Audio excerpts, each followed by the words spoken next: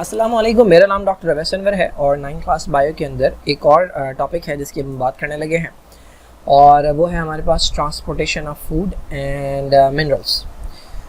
ये मेरे ख्याल में लास्ट टॉपिक है बॉटनी का, उसके बाद फिर ज़ूलॉजी स्टार्ट हो जाएगी ना। तो दो तरह की ट्रांसपोर्ट है हमारे पास, एक ट्रांसपोर्ट है वाटर की और दूसरी ट्रांसपोर्ट है जिसे हम कहते हैं फूड की ट्रांसपोर्ट। तो वाटर की ट्रांसपोर्ट जो है इसको हम नाम देते हैं असेंट ऑफ सैप का। ये मैंने पिछले लेक्चर के अंदर मेंशन किया था कि ट्रांसपायरेशन जो है वो रिस्पॉन्सिबल होती है पानी के ऊपर चढ़ने के लिए। तो ये नीचे से ऊपर की तरफ हो रही होती है क्योंकि वाटर जो है वो रूट्स के अंदर रूट्स के ज़रिए प्लांट के अंदर आता है सॉइल से, और जो फूड है वो ऊपर से नीचे की तरफ जाती है क्योंकि ये तैयार होती है लीव्स के अंदर और फिर लीव्स से जाती है बाकी बॉडी के अंदर। ठीक है, तो जो फ्लावरिंग प्लांट्स होते हैं, फ्लावरिंग प्लांट्स के लिए एक और टर्म यूज़ की जाती है, इन्हें हम कहते हैं एंजियोस्पर्म्स। यानी जिस भी प्लांट के अंदर आपको फ्लावर नज़र आ रहा है वो इस कैटेगरी से बिलोंग करता है, जिसको हम कहते हैं एंजियोस्पर्म। तो एंजियोस्पर्म के पास जो है एक ट्रांसपोर्ट का सिस्टम होता है वाटर के लिए और मिनरल्स एंड फूड के लिए, पूरा एक ट्रांसपोर्ट का सिस्टम मौजूद होता है।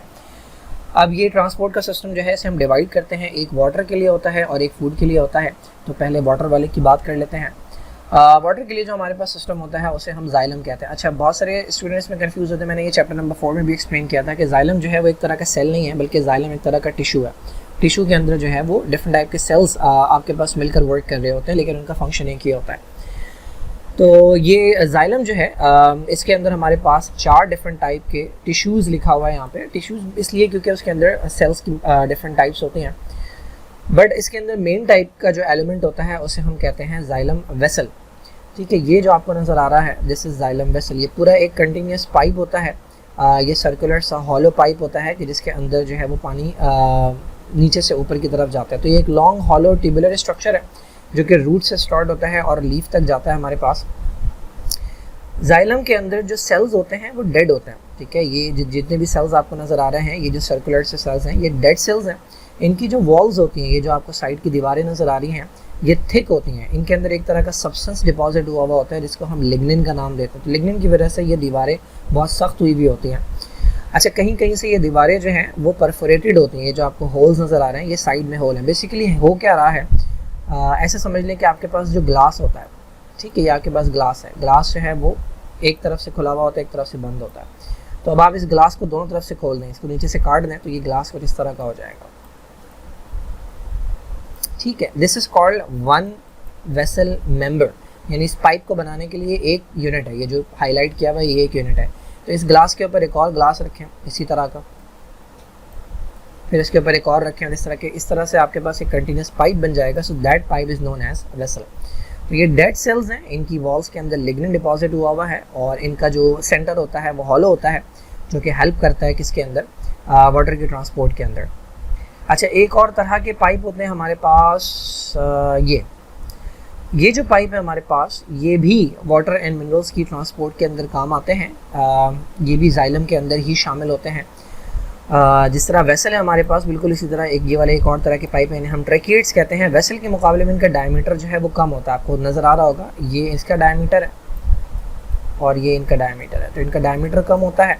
अच्छा, इसके अलावा वेसल्स जो होते हैं उनके दरमियान वॉल्स नहीं होती, यानी अगर आप इसको उठा के देखेंगे तो इनके दरमियान ये खाली जगह होती है, ये वॉल्स नहीं होती, जबकि इनके दरमियान जो है वो वॉल्स मौजूद होती हैं। ठीक है, तो इनका डायमीटर कम होता है और इनके दरमियान जो वॉल्स होती हैं उनमें होल्स होते हैं। जैसे अगर मैं इसको बनाऊँ यहाँ पे, तो ये एक ट्रैकिएड है, ठीक है, और फिर ये दूसरा ट्रैकिएड है, ये इस तरह से अरेंज होता है। और इनके दरमियान जो दीवारें हैं उनमें इस तरह के होल्स होते हैं जिन्हें हम पिट्स का नाम देते हैं। जो होल्स आपको यहाँ पर नज़र आ रहे हैं साइड्स में, इस तरह के होल्स इनके दरमियान में भी मौजूद होते हैं जिसके थ्रू पानी जो है वो ऊपर चढ़ता है। तो मेरे ख्याल में इसके अंदर जो है वो ट्रैकिएट्स का जिक्र नहीं किया हुआ, इन्होंने सिर्फ वेसल का जिक्र किया हुआ है।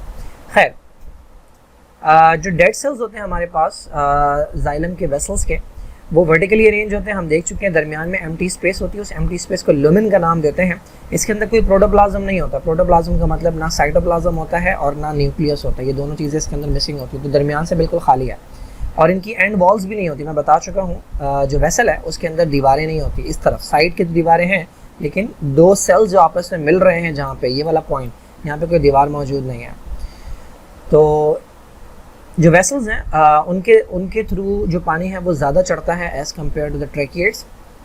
और ये आपको अभी बहुत बड़े नज़र आ रहे हैं, लेकिन ये एक्चुअली बहुत छोटे से स्ट्रक्चर्स हैं जो कि वाटर एनिमल्स की, तो वाटर जो है वो आराम से ऊपर जो है वो चढ़ता है। यानी ऐसा नहीं है कि बहुत बड़ा पाइप, और आप सोच लेंगे क्योंकि नीचे से कोई मोटर भी नहीं लगी हुई, फिर पाइप के अंदर पानी कैसे चढ़ सकता है। ये बहुत छोटे हैं, ये तो डायग्राम के अंदर बहुत बड़े दिखाए गए हैं। तो जाइलम जो है उसका एक काम तो ये है कि ये वाटर को पैसेज प्रोवाइड करता है, पानी जो है वो ऊपर चढ़ता है, और उसके लिए जो फोर्स होती है मैं बता चुका हूँ कि ट्रांसपायरेशन पुल है, यानी ट्रांसपायरेशन जो लीफ से हो रही है वही खिंचाव है जो कि पानी को ऊपर लेकर जाता है। और एक और तरह से जो जाइलम है उनका रोल होता है वो ये है कि चूँकि इनकी वॉल्स थिक हैं और सख्त वॉल्स हैं इनकी, तो ये सपोर्ट के अंदर, प्लांट की सपोर्ट के अंदर भी काम आता है। Now let's talk about the second type of tissue जिसको हम फ्लोएम का नाम देते हैं, जिसका दूसरा नाम बास्ट भी है। जिस तरह जाइलम का दूसरा नाम वुड है, उसी तरह फ्लोएम का दूसरा नाम बास्ट है। ये क्यों है ये अभी आपको समझ नहीं आएगा, ये थोड़ा सा डिटेल है ना। फ्लोएम जो है ये दूसरी टाइप की ट्रांसपोर्टेशन करते हैं जिसको हम फूड की ट्रांसपोर्टेशन का नाम देते हैं।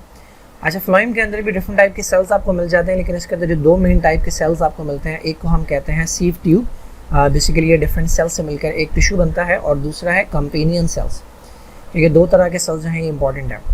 फ्लोएम जो है ये वाटर कंडक्ट नहीं करता, बल्कि इसका काम होता है फूड को कंडक्ट करना, और वो फूड है सुक्रोज। अभी सुक्रोज कहाँ से आया तो मैं शायद पहले भी डिस्कस कर चुका हूँ कि प्लांट्स जो है वो सिंथेसाइज करते हैं ग्लूकोज को कन्वर्ट किया जाता है, कुछ ग्लूकोज को कन्वर्ट किया जाता है फ्रक्टोज के अंदर, जो कि इसका आइसोमर है। यानी दोनों का फार्मूला सेम है बट स्ट्रक्चर डिफरेंट है। फिर इन दोनों को मिलाया जाता है तो उसके नतीजे में बनता है सुक्रोज। ठीक है, ग्लूकोज और फ्रक्टोज मिलाकर सुक्रोज बनता है। तो ये सुक्रोज है जो कि इस पाइप के ज़रिए, जिसे सीव ट्यूब का नाम देते हैं, इस पाइप के ज़रिए पूरी प्लांट की बॉडी में फैलाया जाता है, और उसका साथ देते हैं कौन? Companion cells. अच्छा, जिस तरह जाइलम, जिस तरह वेसल था ना, वेसल के अंदर भी मल्टीपल सेल्स थे जो कि आपस में मिलकर एक पूरा पाइप बना रहे थे, बिल्कुल इसी तरह से जो सीव ट्यूब होती हैं उनके अंदर भी सीव ट्यूब एलिमेंट, एक एक सेल होता है जो कि मिलकर पूरी की पूरी, पूरा का पूरा पाइप बनाते हैं, जिसको आप सीव ट्यूब कहते हैं। अच्छा, अब यहाँ पर जो सेल्स हैं ये थिन वॉल्ड है, और दूसरा ये लिविंग सेल्स हैं। ठीक है, तो पीछे हमने देखा था कि वो डेड सेल्स है, जबकि यहाँ पर ये जो सेल्स हैं ये लिविंग सेल्स हैं। इनके दरमियान वॉल्स मौजूद होती हैं, और उनके अंदर पोर्स होते हैं। उन्हें हम, अगर आप उसे गौर से देखेंगे तो आपको नज़र आएगा, जिस तरह आपकी घर की खिड़की के अंदर ग्रिल लगी हुई होती है, तो वो ग्रिल इस तरह की होती है। ठीक है, इस तरह की ग्रिल होती है वो, तो बिल्कुल इस तरह का स्ट्रक्चर जो है वो आपको दो एलिमेंट्स के दरमियान में नज़र आएगा, दो जो सीव ट्यूब एलिमेंट्स उनके दरमियान में नज़र आएगा। तो इसको हम सीव प्लेट का नाम देते हैं। तो सीव ट्यूब एलिमेंट के अंदर जो क्रॉसिंग है, ये अगर आप गौर से देखें, ये वाला जो सेल है this is a companion cell, ये साथ लगा हुआ है, जबकि ये जो आपको पाइप नज़र आ रहा है this is called sieve tube. ये इन्होंने नीचे गलत लेबल किया हुआ है। ये कंपेनियन सेल जो है ये वाले सेल्स हैं, जबकि सीव ट्यूब एलिमेंट जो है वो ये वाले सेल्स हैं। तो ये एक सेल जो आपको नज़र आ रहा है this is called sieve tube element, ये दूसरा सेल है, ये भी सीव ट्यूब एलिमेंट, और इनके दरमियान ये जो आपको नज़र आ रही है ये प्लेट लाइक स्ट्रक्चर है जिसे आप कहते हैं सीव प्लेट। यहाँ पर ये बेडर नज़र आ रही है। ठीक है, ये साइड में कंपेनियन सेल लगा हुआ है, ये सीव ट्यूब एलिमेंट है, ये सीव ट्यूब एलिमेंट है, और ये आपको नज़र आ रही है सीव प्लेट। ठीक है, ये फाइबर है, ये एक दूसरी तरह का स्ट्रक्चर होता है, दूसरी तरह का सेल होता है जो कि सपोर्ट के काम आता है, इसको छोड़ता है। तो अब अगर आप देखें, मैं आपको पूरा प्रोसेस समझाता हूँ। अच्छा, फूड की जो मूवमेंट होगी वो एक पॉइंट से दूसरे पॉइंट के ऊपर होगी। तो वो जो पॉइंट होता है जहाँ पर फूड सिंथेसाइज होती है, यानी बनती है, या फिर बहुत सारी फूड ऑलरेडी जमा होती है, उसको हम सोर्स का नाम देते हैं, और जिस तरफ खाना जाना होता है उसको हम सिंक का नाम देते हैं। तो ये मूवमेंट जो है ये सोर्स टू सिंक मूवमेंट कहलाती है। अब यहाँ पर एक सेल है जिसको हम कहते हैं मीजोफिल सेल। मीजोफिल जो है ये वो सेल है जो कि लीव्स के अंदर मौजूद होते हैं और जिनका काम होता है फोटोसिंथेसिस करना। तो ये जो मीजोफिल सेल्स हैं ये जब फूड बनाते हैं तो ये सोर्स सेल कहलाएंगे। ठीक है, ये फूड बनाने के बाद जो है ये हवाले करते हैं एक तरह के सेल के जो यहाँ पर मौजूद है, जिसे कहते हैं हम कंपेनियन सेल। अच्छा, कंपेनियन सेल वो सेल्स हैं कि जिनके पास बहुत सारे माइटोकॉन्ड्रिया होते हैं। माइटोकॉन्ड्रिया आपको पता है कि एनर्जी प्रोडक्शन के काम आते हैं। तो माइटोकॉन्ड्रिया के अंदर बहुत ज़्यादा एटीपी होता है। ये एटीपी काम किसके आता है? ये आपका कंपेनियन सेल है और ये सीव ट्यूब्स हैं। तो खाना जो है अब आपने इस सीव ट्यूब के अंदर डालना है। अच्छा, शुरू में तो आपको नज़र आएगा कि भाई कंपेनियन सेल के अंदर खाना ज़्यादा है और जो सीव ट्यूब है उसके अंदर कम है, लेकिन जब बहुत ज़्यादा खाना सीव ट्यूब के अंदर हो जाएगा तब भी कंपेनियन सेल मुसलसल खाना डाल रहे होते हैं अब ये वाली जो ट्रांसपोर्ट है, शुरू में जो ट्रांसपोर्ट थी वो बिना एनर्जी के हो रही थी, तो उसे आपने कहा पैसिव ट्रांसपोर्ट, लेकिन बाद में जाके ये कन्वर्ट हो गई किसके अंदर, एक्टिव ट्रांसपोर्ट के अंदर। तो उस एक्टिव ट्रांसपोर्ट के अंदर एनर्जी चाहिए होती है, तो वह एनर्जी कहाँ से आती है, इन कंपेनियन सेल्स के पास बहुत सारे माइटोकॉन्ड्रिया मौजूद होते हैं। अच्छा, एक बार जब इस सीव प्लेट के अंदर बहुत सारा खाना आ जाता है, बहुत सारा सुक्रोज आ जाता है, तो आपको पता है जब भी कहीं पर सॉल्यूट बढ़ जाएगा, तो वहाँ का सॉल्यूट पोटेंशियल क्या हो जाएगा, वहाँ का सॉल्यूट पोटेंशियल इंक्रीज हो जाता है। सॉल्यूट पोटेंशियल क्या है, पानी को अट्रैक्ट करने की एबिलिटी। तो जब इस सीव प्लेट के अंदर इस सीव ट्यूब के अंदर बहुत सारा सुक्रोज आ जाएगा, तो इसका सॉल्यूट पोटेंशियल बढ़ जाएगा। जब सॉल्यूट पोटेंशियल बढ़ जाएगा तो ये पानी को अट्रैक्ट करेगा। पानी कहाँ से आएगा, इसके बराबर से गुजर रहा है कौन, जाइलम, और उस जाइलम के अंदर पानी है। और मैंने आपको बताया था कि जो जाइलम होते हैं, यानी जो वेसल होते हैं, उनमें होल्स होते हैं, ये साइड वाली दीवारों में भी होल्स हैं, तो पानी ऊपर भी जाता है और पानी साइड में भी जा सकता है। तो ये जो जाइलम यहाँ से जा रहा है, चूँकि इसके अंदर पानी है, तो इस पानी को अट्रैक्ट करेगा ये फ्लोएम, ये पानी मूव करके आएगा यहाँ पे। जब ये यहाँ पर आएगा तो एक सोल्यूशन बन जाएगा, क्योंकि सॉल्यूट और सॉल्वेंट मिल गया, एक सोल्यूशन बन गया। अब यहाँ पर एक प्रेशर जनरेट हुआ, इस पानी के अंदर आने की वजह से एक प्रेशर जनरेट हुआ, और उस प्रेशर की वजह से ये जो सोल्यूशन है ये मूव करना शुरू करेगा डाउनवर्ड, यानी जो भी सिंक है उसकी तरफ मूव करना शुरू करेगा।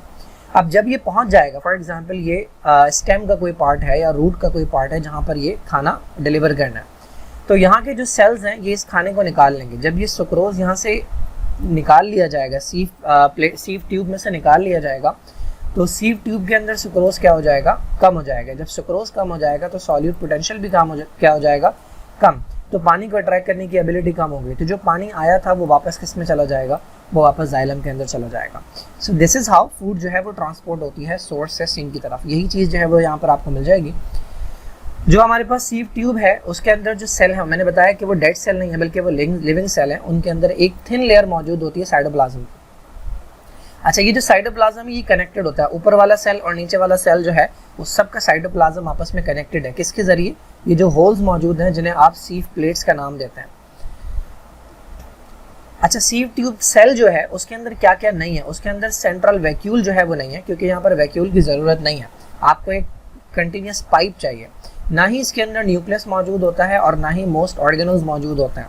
तो आप कहेंगे इसको सेल कहना तो नहीं चाहिए, बट ठीक है, ये इसको हम इसीलिए एलिमेंट का नाम देते हैं क्योंकि इसके अंदर ज़्यादातर चीज़ें मौजूद हैं नहीं, बट स्टिल ये लिविंग कंसिडर किया जाता है क्योंकि इसके अंदर साइटोप्लाज्म मौजूद होता है। अच्छा, इसके साथ साथ एक तरह का सेल लगा हुआ होता है जिसको हम कंपेनियन सेल का नाम देते हैं। यहाँ पर अगर आप देखें तो ये कंपेनियन सेल यहाँ पर नज़र आ रहा है। हर सीव ट्यूब के साथ जो है, सीव ट्यूब एलिमेंट के साथ जो है वो कंपेनियन सेल लगा हुआ है। ये कंपेनियन सेल करता क्या है, ये कंपेनियन सेल वो तमाम काम करता है जो कि सीव ट्यूब सेल को अलाइव रखते हैं, क्योंकि ये अलाइव है। अगर ये डेड सेल होता है तो इसको किसी साथी की ज़रूरत नहीं होती, लेकिन चूंकि ये अलाइव होता है तो जो जो चीज़ें चाहिए होती हैं सीव ट्यूब एलिमेंट को, तो वो इस कंपेनियन सेल के ज़रिए मिलती है। कंपेनियन सेल की कंडीशन ये कि एक नैरो सेल होता है और इसकी थिन वॉल होती है। इसके अलावा इसके अंदर मल्टीपल माइटोकॉन्ड्रिया मौजूद होते हैं, बाकी इसके अंदर साइटोप्लाज्म और न्यूक्लियस तमाम चीज़ें मौजूद होती हैं। तो ये एक ट्रू सेल है। कंपेनियन सेल जो है ये न्यूट्रिएंट्स भी प्रोवाइड करता है सीव ट्यूब के एलिमेंट को, और ट्रांसपोर्ट मटेरियल भी प्रोवाइड करता है, यानी जो भी फूड मटेरियल सिंथेसाइज होते हैं वो सीव ट्यूब तक आते ही किसके ज़रिए हैं, वो इस कंपेनियन सेल के ज़रिए आते हैं। अच्छा भाई, कंपेनियन सेल जो है मैंने बताया कि उनके अंदर बहुत सारे माइटोकॉन्ड्रिया, जबकि जो सीव ट्यूब एलिमेंट है उसके अंदर कोई माइटोकॉन्ड्रिया नहीं है। Why these mitochondria are necessary, ताकि एनर्जी, आपको एनर्जी चाहिए होती है। क्यों? क्योंकि जो भी मीजोफिल सेल्स है, मैंने बताया था कि यहाँ पर एक सेल है जो कि लीफ का सेल है मीजोफिल, पहले उससे यहाँ पर ट्रांसफ़र होगी फूड और फिर कंपेनियन सेल से यहाँ पर ट्रांसफ़र होगी। तो इन तमाम कामों के लिए जो है वो एनर्जी चाहिए होती है। तो ये एनर्जी जो है ये कहाँ से आती है, तो ये माइटोकॉन्ड्रिया मौजूद होते हैं इसके अंदर। तो माइटोकॉन्ड्रिया की एनर्जी को यूटिलाइज करते हुए जो कंपेनियन सेल्स हैं वो ट्रांसपोर्ट कर देते हैं, जितना भी फूड मटेरियल है उसको ट्रांसपोर्ट कर देते हैं इस फ्लोएम के अंदर। ये वाला जो प्रोसेस है ये कहलाता है लोडिंग, इसको हम फ्लोएम लोडिंग का नाम भी देते हैं। तो ये जो लोडिंग है इसके अंदर बहुत ज़्यादा एनर्जी रिक्वायर्ड होती है। अच्छा, अब यहाँ पर वही पूरा प्रोसेस जो है वो एक्सप्लेन किया हुआ है जो कि मैं ऑलरेडी बता चुका हूँ। तो जो भी हायर प्लांट्स होते हैं उनके अंदर पूरी बॉडी जो है प्लांट की वो सिंथेसाइज नहीं करती फूड, उनके अंदर एक एरिया होता है जो कि सिंथेसाइज करता है, जिसे हम ग्रीन पार्ट्स कहते हैं, जो कि लीव्स होते हैं। ये फैक्ट्री होते हैं जहाँ पर फूड मैन्युफैक्चर होती है, और उसके बाद बाकी जितने भी नॉन ग्रीन पार्ट्स हैं जिसमें रूट आ जाती है, जिसमें स्टेम आ जाता है, जिसमें फ्लावर आ जाता है, इन तमाम को ज़रूरत होती है फूड की, तो इन तमाम को ट्रांसपोर्ट किया जाता है। तो जो लीव्स हैं उन्हें आप सोर्स का नाम दे सकते हैं, और जो बाकी 3 पार्ट्स यहाँ पर मेंशन किए गए हैं इन्हें आप सिंक का नाम दे सकते हैं। तो जो मूवमेंट होती है वो सोर्स सिंक की तरफ होती है। अच्छा, फ्लोएम जो है वो फूड को ट्रांसपोर्ट करने के साथ साथ अदर सब्सटेंसेस जो हैं जिसमें विटामिन्स हैं और हार्मोन्स हैं, क्योंकि एक सोल्यूशन जो है वो मूव कर रहा है लीव से बाकी बॉडी के अंदर, तो ये बाकी सब्सटेंसेस जो हैं जो प्रोड्यूस होते हैं प्लांट के अंदर उनको भी ट्रांसपोर्ट करने के काम आता है। तो वो मूवमेंट जिसके अंदर फूड जो है वो लीव से ट्रांसफ़र होती है बाकी डिफरेंट पार्ट्स के अंदर, यानी ये जो पूरा प्रोसेस मैंने एक्सप्लेन किया है इसके लिए वर्ड यूज़ होता है, उसको हम कहते हैं ट्रांसलोकेशन। शायद मैंने बताया था कि वाटर की मूवमेंट जो है उसको हम असेंट ऑफ सैप का नाम देते हैं, और जो फूड की मूवमेंट होती है उसे हम ट्रांसलोकेशन का नाम देते हैं। डिफरेंट थ्योरीज जो हैं वो पेश की गई हैं इस प्रोसेस को एक्सप्लेन करने के लिए, बट एक्सेप्टेड वन जो है उसको हम कहते हैं बल्क फ्लो हाइपोथेसिस, या एक और नाम है इसका मंच हाइपोथेसिस। अच्छा, अब ये कहती क्या है बल्क फ्लो का मतलब कि बहुत ज़्यादा अमाउंट के अंदर चीज़ें मूव कर रही हैं यहाँ पे। तो ये हाइपोथेसिस कहती है कि भाई जो सुक्रोज मूव किया जाता है या जो फूड पार्टिकल्स मूव किए जाते हैं वो एक बल्क के अंदर मूव किए जाते हैं। कहाँ से कहाँ? सोर्स से यानी लीव से मूव किए जाते हैं और सिंक तक, जो कि आपका रूट भी हो सकती है, जो कि आपका स्टेम भी हो सकता है, और ये एक प्रेशर की वजह से होता है। ठीक है, अब ये प्रेशर जनरेट कैसे होता है? तो सबसे पहले फोटोसिंथेसिस है। फोटोसिंथेसिस होता है तो प्लांट्स की जो लीव्स हैं उनके अंदर बहुत ज़्यादा अमाउंट में सॉल्यूट्स फॉर्म होते हैं, यानी ग्लूकोज फॉर्म होता है, जिसकी वजह से वहाँ का सॉल्यूट पोटेंशियल बढ़ जाता है। जब सॉल्यूट पोटेंशियल बढ़ जाता है तो उसकी वजह से पानी अट्रैक्ट होता है। कहाँ से आता है ये पानी? जाइलम से पानी जो है वो एंटर होता है, फ्लोएम के अंदर आता है। अब जब फ्लोएम के अंदर पानी आएगा तो उसका जो प्रेशर है वो इंक्रीज़ हो जाएगा। जब प्रेशर इंक्रीज़ होगा तो यही प्रेशर जो है ये ड्राइव, चूँकि लीव्स के अंदर जो है वो प्रेशर बढ़ा हुआ है, और रूट्स और स्टेम के अंदर अगर आप देखें तो वहाँ तो ऐसा कोई सॉल्यूट नहीं है ना, तो वहाँ पर प्रेशर कम है, तो ये सोल्यूशन मूव करना शुरू करता है हाई प्रेशर से लो प्रेशर की तरफ, एंड दिस इज़ हाउ जो फूड है वो ट्रांसपोर्ट होती है सोर्स से सिंक की तरफ। और जब ये सिंक पर पहुंचती है तो वहाँ पर इन सॉल्यूट्स को निकाल लिया जाता है। जब आप निकाल लेंगे इन सॉल्यूट्स को तो प्रेशर जो है वो डिक्रीज़ हो जाएगा और ये मूवमेंट ख़त्म हो जाएगी। सो दिस इज़ हाउ जो फूड है वो ट्रांसपोर्ट होती है। So I think this is it. ये जो टॉपिक है यहाँ पर ख़त्म होता है, और इसी के साथ साथ इस चैप्टर की जो बॉटनी पोर्शन है, जो प्लांट पोर्शन है, वो ख़त्म होता है।